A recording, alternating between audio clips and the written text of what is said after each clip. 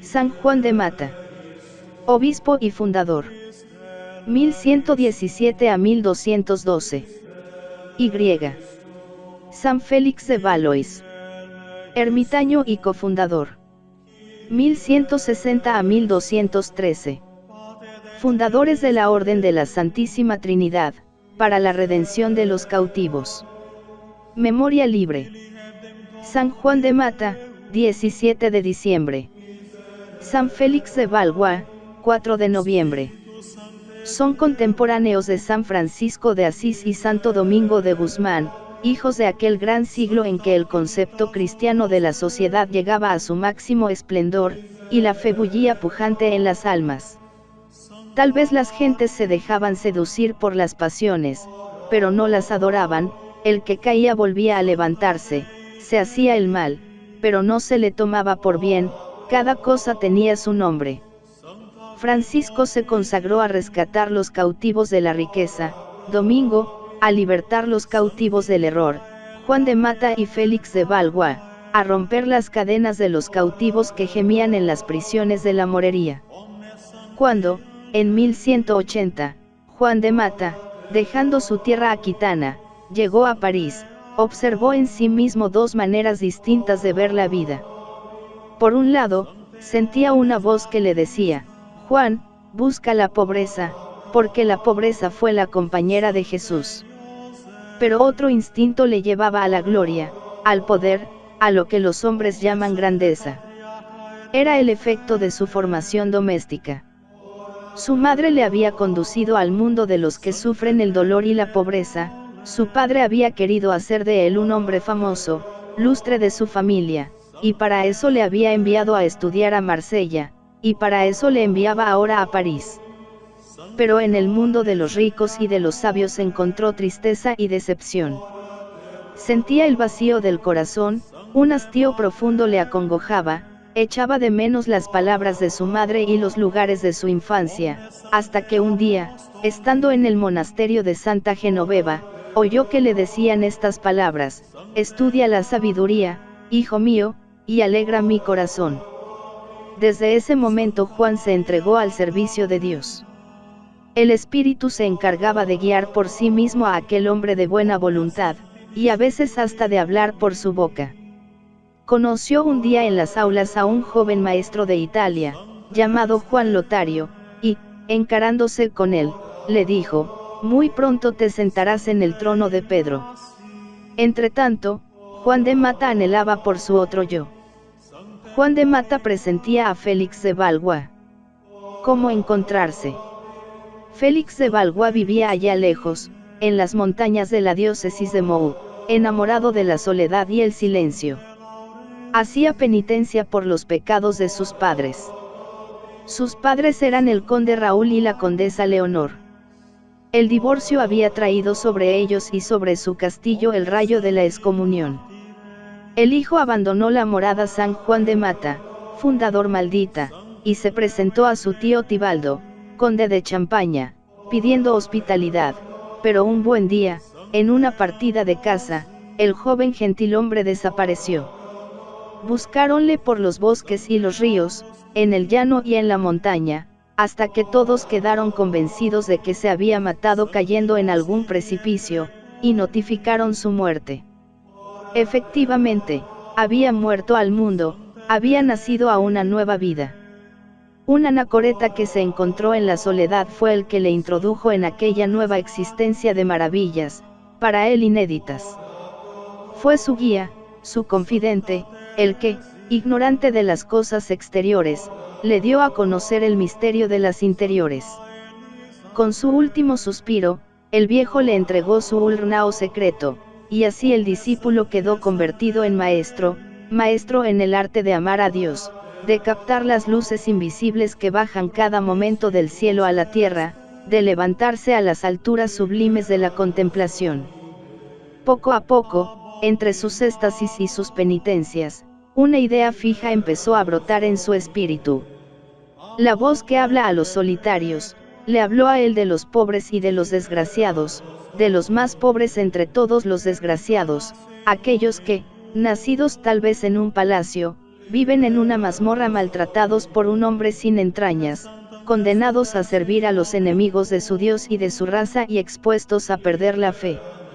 Y como la acción tiene sus raíces en la contemplación auténtica y ortodoxa, Félix sintióse movido a socorrer a los pobres cautivos. En este momento es cuando Mata encuentra a Valois, al auxiliar presentido. Hasta ahora sus vidas habían caminado en direcciones enteramente contrarias, desde ahora se cruzan, se funden, se completan para realizar el destino providencial. Nada parecía llamar a uno ni a otro hacia el bosque de Mou, y, sin embargo, allí fue el encuentro, y el encuentro fue el punto de partida de la obra común. El recién venido fue el primero en hablar al veterano del silencio. Después, el uno se contó al otro su vida, y de aquel relato nació en cada uno de ellos el desprecio más profundo de sí mismo y la admiración más alta del compañero. Convinieron en vivir juntos, juzgando cada uno, con ese egoísmo inverso de los santos, que el provecho de la convivencia era para sí. Aquella compañía de tres, Dios, Mata y Valois, de Dios, que asistía con su espíritu, y de los ermitaños, que esperaban nuevas ideas y nuevas luces, duró 3 años. El hombre que durante este tiempo hubiese asistido a sus oraciones y conversaciones, se hubiera llenado de sabiduría. ¿Quién adivinaría los secretos misteriosos, que iluminaron aquel bosque y transfiguraron a aquellos dos hombres, que no tenían cada uno más que un amigo, y este amigo era un santo? Un día, en medio de los arrebatos de la oración, vieron un ciervo blanco que iba a apagar su sed en la fuente vecina, un ciervo que entre sus cuernos llevaba una cruz roja y azul, y, con esa hermenéutica invisible e infalible que tienen los santos, distinguieron allí la voluntad de Dios. Dejaron la soledad y se fueron a París a comunicar sus proyectos al obispo y a los doctores. De París fueron a Roma, y en Roma, sentado en el trono de San Pedro, encontraron a Inocencio III, a Juan Lotario, el mismo a quien Mata había dicho un día, saliendo de las aulas, serás papa. ¿Para qué más recomendación? No se podía dudar de que aquellos hombres eran hombres de Dios, y la orden de la Santísima Trinidad de la redención de los cautivos quedó establecida con toda la fuerza de la autoridad pontificia. San Juan de Mata, obispo, era aquel el tiempo heroico de las cruzadas. En España y en Oriente los cristianos luchaban sin cesar con los musulmanes, y muchos de ellos caían vivos en poder del enemigo. Además, los piratas moros infestaban los mares y las costas, capturando pasajeros, mercancías y aldeanos indefensos. En Túnez, en Marruecos, en Trípoli, en Egipto y en Siria las prisiones públicas y los sótanos de las casas estaban llenos de cristianos, que se hacinaban unos contra otros, mal vestidos y peor alimentados. Para responder a las eventualidades de esta terrible situación, organizó su orden Juan de Mata con una sabiduría divina. A los pocos meses llegaban a Europa los primeros redentores con su botín precioso, 186 esclavos redimidos. La procesión recorrió las calles de Marsella dando gracias a Dios. Parecían sombras venidas del otro mundo, iban de dos en dos, con vestido rojo oscuro, los rostros escuálidos, las frentes cubiertas de cicatrices, y en las manos huesudas, la huella de los hierros.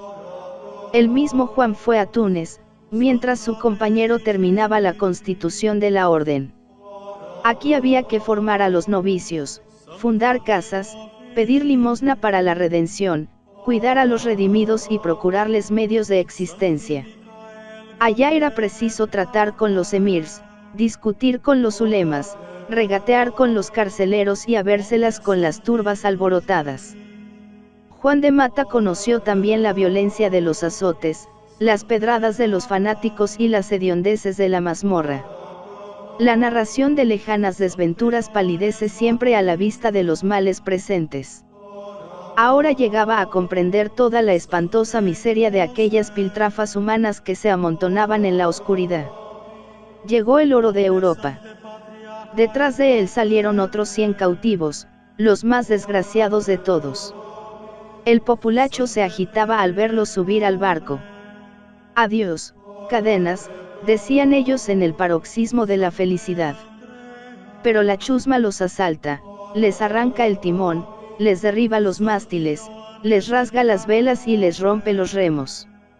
No importa, Juan arranca de sus hombros el manto blanco, lo iza en un palo, y, levantando el crucifijo, invoca a la estrella del mar. Sopla el solano con fuerza, y en menos de 2 horas la embarcación llega al puerto de Ostia. Así 1, 2, 3 veces. Después, Juan llega a Cerfroy, donde Félix luchaba con las marejadas del espíritu. Va a morir. Los dos amigos confunden por última vez sus lágrimas, y se despiden hasta el cielo. Fue pronto ese nuevo encuentro.